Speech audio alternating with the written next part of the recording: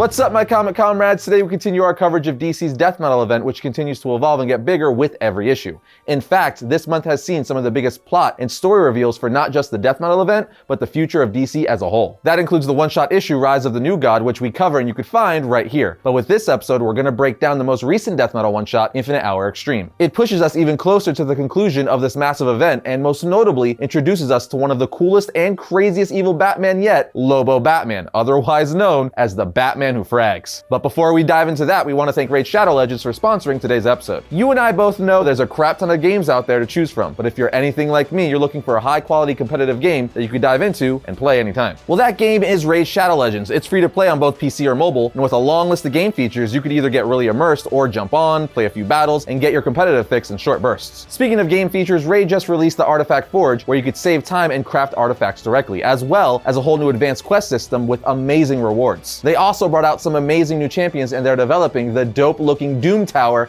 as we speak. Among the gameplay options, we recommend battling a clan boss with your strongest champions to rack up as many battle points as possible. And if you're not already a member of our Variant Nation clan, make sure to join after you download the game using the link in the description. Then see if you can beat our score. And if you do, feel free to send your boy some pointers. As I've told you guys many times, our favorite aspect of the game is collecting and customizing the roster of champions. But Raid also has millions of players competing in tournaments, events, PvP battles, and online leaderboards on the daily. And you, my friend, should definitely join that growing list. And as part of today's Raid sponsorship, we have an exclusive offer for you guys. We'll be giving out this pile of awesome items to 3 lucky new Raid players who sign up using the links in the description below. All you have to do is download the game, then once you've set up, go to your profile in Raid, hit info and copy your user ID, then leave a comment on this video with your Raid ID. On the last day of this month, we'll then choose 3 winners at random and post them as a pinned comment. But fear not, my comic comrades, we're hooking up every member of the Variant Nation who becomes a new player. So go to the description and click one of our links, and all new players will receive 100k silver, 50 gems, 1 energy refill, and the rare champion Adjudicator from the High Elves faction. Remember, only new players will get those bonuses through our link, and once you're up and running, you'll find all these rewards waiting for you to claim in your inbox right here for the next 30 days. So good luck, and we'll see you there. All right, let's jump into some Lobo Batman. And again, if you're not up to speed with death metal overall, you can check out our episodes on all of the previous issues right here, or by clicking the links in the description. But let's get into it.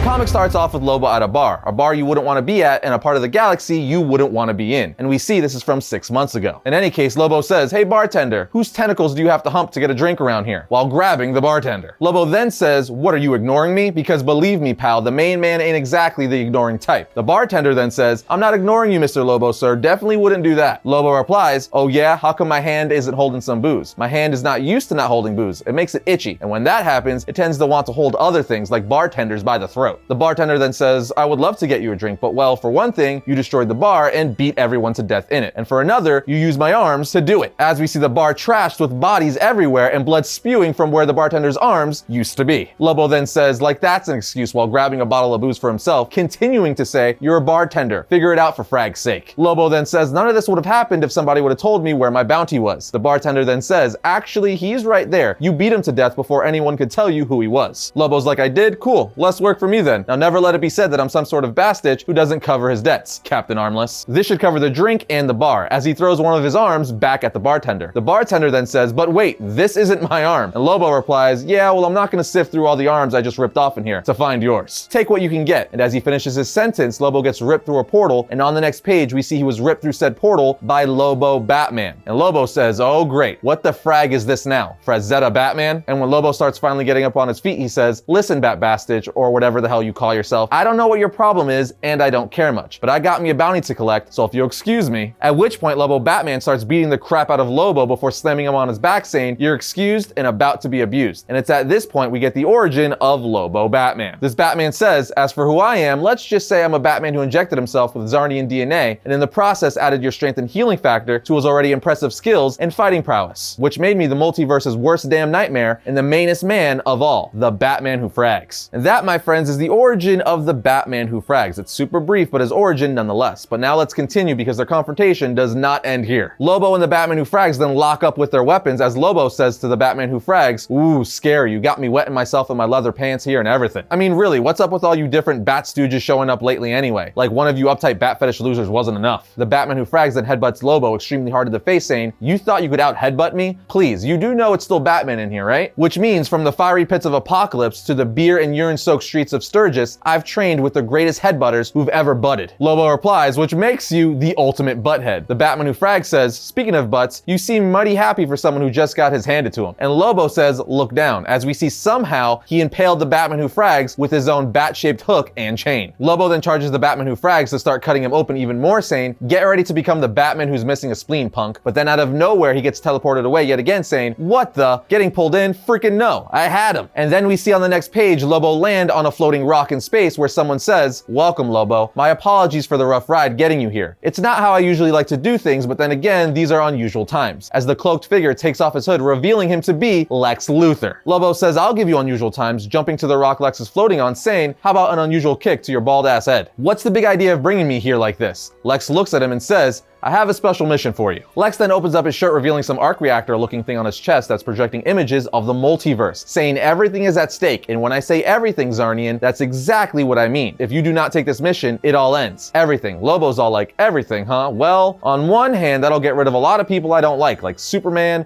and every kind of Batman. Also, Guy Fieri. But on the other hand, it'll also be curtains for stuff I do like babes, dolphins, Brew, myself, and hell, money." He then says, "All right, Lexi, you got my attention, but now who the frag would be getting the bad news that the main man was coming for them in this scenario?" Lex replies, "Not who, a what? Death metal itself." That's right, friends. If you've been reading the main death metal title, you know that Lobo has appeared in several issues and was revealed to be gathering death metal for Lex Luthor. Well, this is giving us the origin of how that happened, essentially the how and why Lex hired Lobo to do this for him within the main death metal series. In any case, Lobo then says, "Death metal? Huh, well don't that sound expensive?" Lex replies, "Lobo, you'd be getting paid handsomely if that's what you're hinting at." Lobo replies, "It is, and it's all I needed to hear. I'm in." Now there's just a matter of a ride. Them floating rocks don't exactly seem like they get too much in the way of miles per hour. Luthor replies, "It's all been taken care of," as a space chopper appears for Lobo, to which he says, "You done good, Lexi," as he heads out to find the death metal for Lex Luthor. We are then taken back to the Batman Who Frags, who's pulling the bat hook out of his chest. And when he does, he says, "That bastitch got away." He then hops on a space chopper saying, "And that just don't happen to the Bat main man." I also have to mention that he's dragging Two-Face, Mr. Freeze, and Penguin's bodies with chains. Also, a Lobo-looking Joker head is mounted on the front of his bike. So that's a thing. He continues to say, "Yeah, somebody's about to learn the hard way, something every single resident in my Gotham is well aware of. The Batman Who Frags don't ever send anybody to Arkham. He sends them to hell." And he says this while licking his bloody hook, finishing his sentence saying, "Better get that suntan lotion ready, Zarnian." This brings us to part 2 of the comic titled "What the Frag is Death Metal Anyway?" Here we see Lobo in search of death metal on Black Hawk Island, where he gets into a fight with Black Monday, aka Solomon Grundy Batman. Black Monday's trying to stop him from getting the death metal, but Lobo is able to beat him by causing a building to collapse on him. Lobo then runs into Hawkman, who's guarding the metal, who at first was prepared to fight Lobo from taking the death metal, but ultimately Hawkman says, "I can't keep it hidden forever, maybe your fate's help, and our only hope." At which point he gives him the metal, and as soon as he does, the Batman Who Frags in his bat plane starts shooting missiles at Hawkman and Lobo, because obviously he was able to track Lobo down. As explosions are going off all around them, Hawkman says, "Quick, I set up this portal, though to be honest, I'm not quite sure where it leads. I'll stay back to hold them off." And Lobo says, "Oh no you're not, you're coming with me through this mystery portal, big boy." The Batman Who Frags then flies away in his plane thinking he killed Lobo, but in actuality Lobo and Hawkman were taken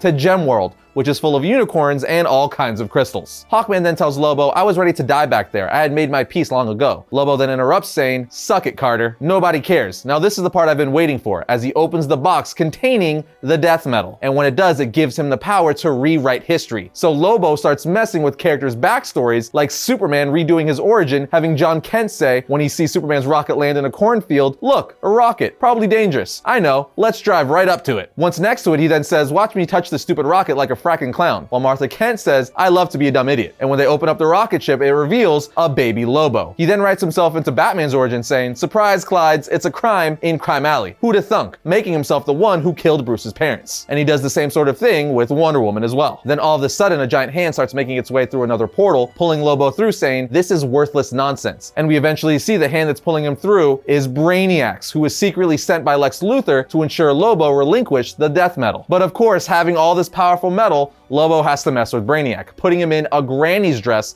to which Brainiac says does not compute. While Lobo continues to mess with Brainiac, the Batman Who Frags shows up, yet again shooting Lobo saying, remember me? I got an unforgettable face. You can't keep a good Lobo down, as he starts shooting Lobo. But this time Lobo gives the Batman Who Frags a boot to the face and then throws him inside of a pocket universe. Brainiac then just looks at Lobo while still in a dress saying, Lobo. Lobo's all like, what? And Brainiac says, I believe you know what. Lobo then says, fine, and puts Brainiac back in his normal outfit. Brainiac then says, restored. The inflection point approaches Lobo, the moment when existence hangs in the balance. The key to everything is in your blood. Lobo replies, in my blood? Brainy, maybe you're actually as smart as you think you are. I think I have the most extreme idea yet. And then in the epilogue of the issue, we see Lobo sent the Batman Who Frags to an alternate universe where he lands in front of the Hall of Justice, where he says, ya dumbass, I'm still alive. You can't keep a good Lobo down. I'm gonna get my revenge and I'm gonna frag ya. But out of nowhere, someone punches him saying, surprise, Clyde. And then on the final page of the issue, we see it's a Lobo Justice League beating the crap out of the Batman Who Frags while he screams, no. But there you have it, friends. Death Metal Infinite Hour Extreme. This issue was essentially just all backstory to Lobo's place in death metal. As we saw him briefly in the first issue of the main death metal title and found out in issue 3 that he was collecting said metal for Lex Luthor,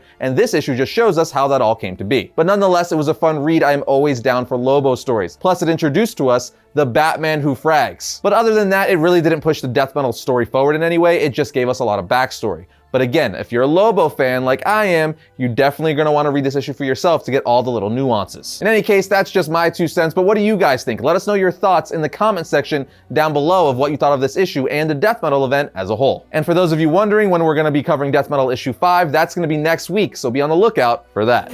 And just like that, my comic comrades, that brings today's episode of Variant to a close. But if you enjoyed today's episode, be sure to check out this one right here. And if you like our channel, be sure to subscribe, like, and comment. It always helps us out. But I'll see you guys next time when I talk about all things comics.